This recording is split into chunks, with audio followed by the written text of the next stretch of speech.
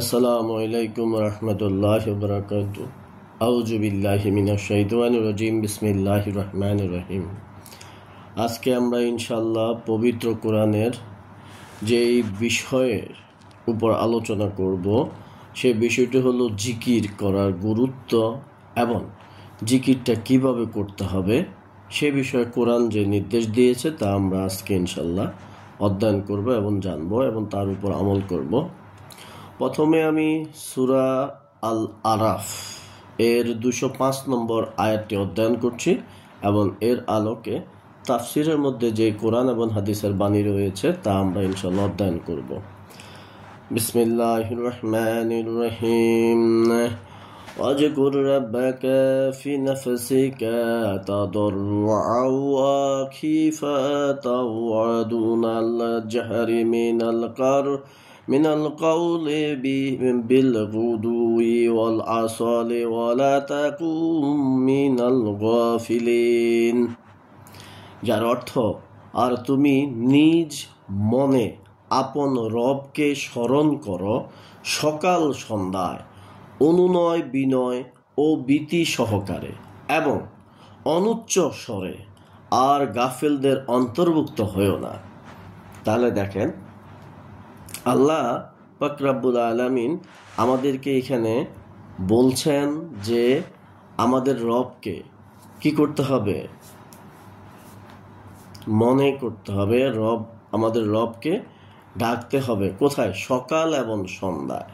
তারপর কি করতে হবে? অনুনয় বিনয় করে, মানে আল্লাহকে যখন ডাকবেন তখন অনুনয় বিনয় সহকারে আল্লাহকে কি করতে হবে?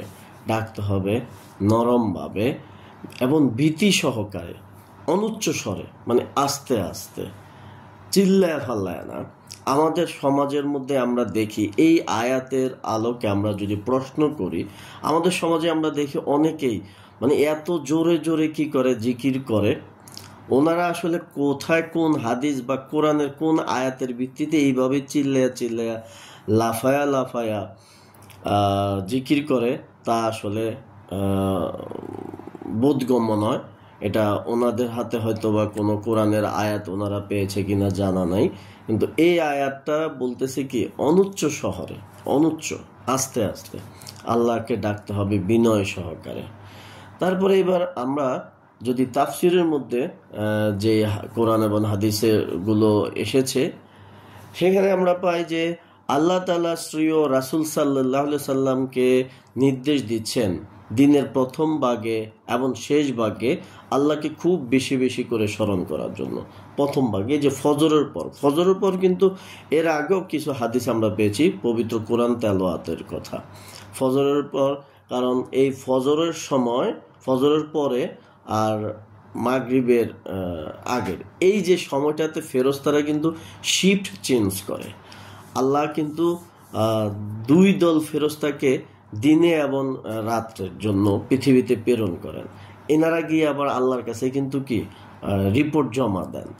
এই জন্য আমাদের, এবং আরও একটা হাদিসে এবং কোরআনের মধ্যেও রয়েছে এই সকাল এবং রাত্রে, মানে কি সন্ধ্যার দিকে আল্লাহকে কি করার, প্রথম ভাগ এবং শেষ ভাগে আল্লাহকে ডাকার জন্য কিন্তু নির্দেশ এসেছে। তারপর হযরত আবু মুসা আশআরী রাদিয়াল্লাহু তে বর্ণিত আছে যে কোনো এক সফরে জনগণ উচ্চ স্বরে দোয়া করতে শুরু করে, তখন নবী সাল্লাল্লাহু আলাইহি সাল্লাম বলেন, হে লোক সকল, নিজেদের জীবনের উপর দয়া প্রদর্শন করো। তোমরা কোনো বধির বা অনুপস্থিত সত্তাকে ডাকছ না। যাকে ডাকছ তিনি শুনতে রয়েছেন এবং তিনি নিকটে রয়েছেন। তিনি তোমাদের গ্রীবার শাহরগ থেকেও নিকটে রয়েছেন। গ্রীবার শাহরগ থেকেও নিকটে রয়েছেন, মানে আল্লাহ আমাদের এত কাছে রয়েছেন। তো একদল সাহাবী কি করলো, লোক কি করতে লাগলো, জোরে জোরে আল্লাহ জিকির করতে লাগলো। তখন আল্লাহ রাসূল সাল্লাল্লাহু আলাইহি সাল্লাম কি করলেন, এদেরকে বারণ করছেন। তাহলে এখন আমাদেরকে কি করতে হবে? আল্লাহর জিকির করতে হবে, আল্লাহর তসবিহ পড়তে হবে, আল্লাহকে ডাকতে হবে, হ্যাঁ, আল্লাহকে স্মরণ করতে হবে। তবে তা কি লাফায়া না, চিল্লায়া না, নম্রতা সহকারে, ভীতির সহকারে, যেন আল্লাহ আমাদের কোথায়? অতি নিকটেই রয়েছেন। আমাদেরকে এই কারণে ভয় করতে হবে, কোনো পাপ করা যাবে না, কারণ কেউ না দেখলো আল্লাহ দেখতেছেন। আল্লাহ আপনার সাথেই রয়েছেন, আল্লাহ আপনাকে দেখতেছেন। তো আপনি যে পাপ করতেছেন আল্লাহ তো কি দেখতেছেন, এবং আল্লাহ কষ্ট পাচ্ছেন। তারপরে সূরা বাকারার 186 নম্বর আয়াতের মধ্যেও আল্লাহ বলেন, আর হে নবী, আমার বান্দা যদি তোমার কাছে আমার সম্পর্কে জিজ্ঞেস করে তাহলে তাদেরকে বলে দাও আমি তাদের কাছেই আছি। যে আমাকে ডাকে আমি তার ডাক শুনি এবং জবাব দেই। কাজেই তাদের আমার আহ্বানে সাড়া দেয়া এবং আমার উপর ঈমান আনা উচিত। এ কথা তুমি তাদের শুনিয়ে দাও, হয়তো সত্য সরল পথের সন্ধান পাবে। তাহলে আল্লাহ পাক রব্বুল আলামিন আপনাকে আমাকে কি বলতেছেন? আমরা যখন আল্লাহকে ডাকি আল্লাহ আমাদের ডাক শুনেন। তাই আমরা আল্লাহকে বেশি বেশি ডাকতে থাকব, তাহলে আল্লাহ আমাদের ডাক শুনবেন। এই শুনে আল্লাহ যখন কবুল করে ফেলবেন তখনই আমরা কিন্তু কি সফল কাম হয়ে যাব। হযরত আবু মুসা আশআরী রাদিয়াল্লাহু বর্ণনা করেন, আমরা এক যুদ্ধে রাসূলুল্লাহ সাল্লাল্লাহু আলাইহি সাল্লামের সঙ্গে ছিলাম। আমরা প্রত্যেকে উঁচু স্থানে ওঠার সময় এবং উপত্যকায় অবতরণের সময় উচ্চস্বরে তাকবীর ধ্বনি করতে করতে যাচ্ছিলাম। নবী সাল্লাল্লাহু আলাইহি সাল্লাম আমাদের নিকট এসে বলেন, হে জনমণ্ডলী, নিজেদের প্রতি দয়া প্রদর্শন করো। তোমরা কোনো কম শ্রবণকারী ও দূরে অবস্থানকারীকে ডাকছ না। যাকে সব ডাকতে রয়েছে তিনি তোমাদের যানবাহনের স্কন্ধ অপেক্ষা নিকটে রয়েছেন। হে আব্দুল্লাহ বিন কায়েস, তোমাকে কি আমি বেহেশতের কোষাগার সমূহের সংবাদ দেব না? তা হচ্ছে এই কালামটি, মানে একটি জিকির আর কি শিখিয়ে দিয়েছিলেন।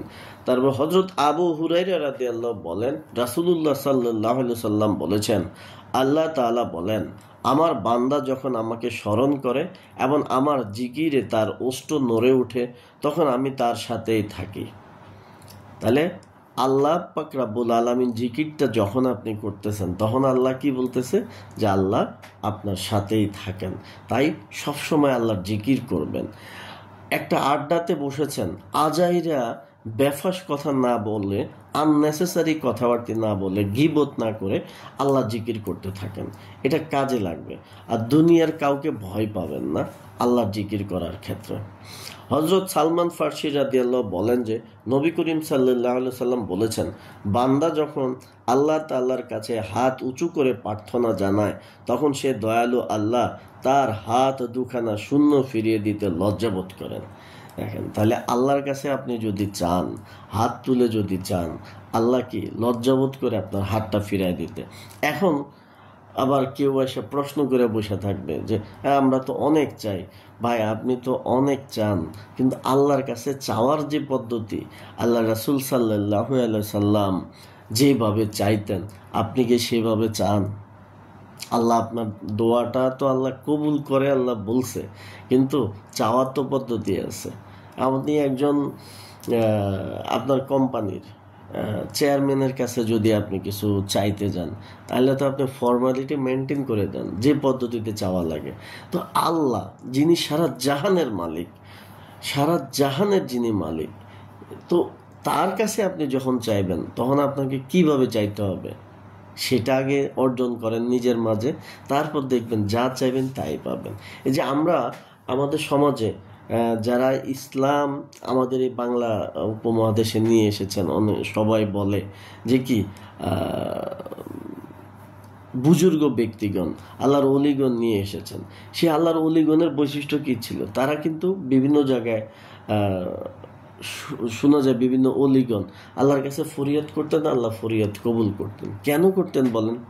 আপনারটা করে না, সাথে সাথে ওনারটা করে। কারণ ওনারা দেখেন, ওনারা আল্লাহকে মানত, ওনারা সবসময় অন্যায়ের বিরোধিতা করতেন, মানুষকে ন্যায়ের কথা বলতেন, এবং আল্লাহ ওনাদের মাঝে এই জন্য একটা মানে এমন একটা বৈশিষ্ট্য, এমন একটা আকর্ষণ ওনাদের মাঝে দিয়ে দিয়েছিল যে তারা এই উপমহাদেশ অঞ্চলটাতে আরবিতে এসে কথা বলছে, অথচ মানুষ তাদের কথা শুনে ইসলাম কবুল করছে।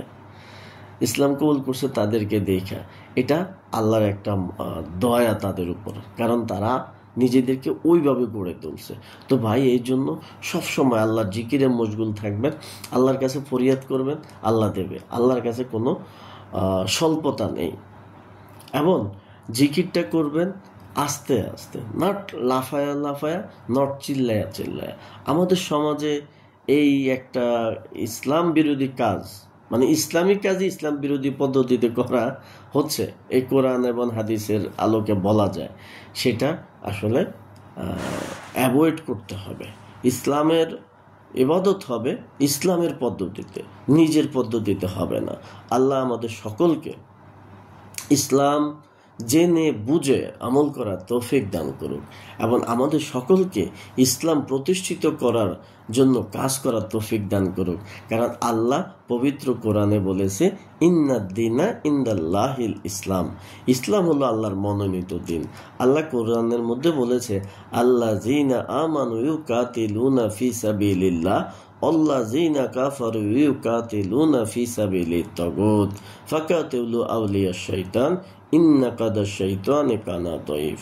যারা মুসলমান তারা আল্লাহর রাস্তায় সংগ্রাম করে, যারা কাফের তারা শয়তানের রাস্তায় সংগ্রাম করে। তাই আমরা যদি মুসলমান হই, আমাদেরকে অবশ্যই ইসলাম প্রতিষ্ঠিত করার জন্য কাজ করতে হবে, সংগ্রাম করতে হবে, যত বাধাই আসুক, যত বিপদে আসুক। আল্লাহ আমাদের সকলকে সহি বুঝ দান করুক। আসসালামু আলাইকুম ওয়া রাহমাতুল্লাহি ওয়া বারাকাতুহু।